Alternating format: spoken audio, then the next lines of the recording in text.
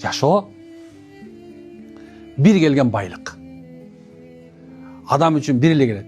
Эми бул бардыгыбыз үчүн. Муалимге дагы, ата-энеге да, балага дагы, окуучуга дагы. Жашоо ушундай. Бир эле келет жашоо. Буну бизге Алла Таала сыноо үчүн, кооздук үчүн берип койгон. Бул дүйнөдө болгон адам баласы жакшы жашап өтүүнү аракет кылыш керек. Жакшы ниет менен, жакшы амал менен, жакшы мамиле менен, жакшы жүрүү менен, жакшы субханалла жылмаюу менен жашап өтүп коюш керек экен. Барбы, жокпу, жашооңдо байсыңбы, кедейсиңби, ооругансыңбы, ооруган жоксуңбу, акылың барбы, жокпу, бул дүйнөнү жакшы жашап өтүш керек экен. Сонун жашап коюшубуз керек.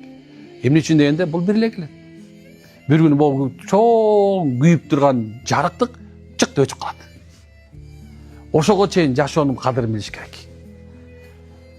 Бир күнү сенин жаныңдагы бардык, сен ой деп аткан бардык, жакшы көргөн дагы, жаман көргөн дагы, берип аткан дагы, бербегени дагы субханалла сенин жаныңа жок калат.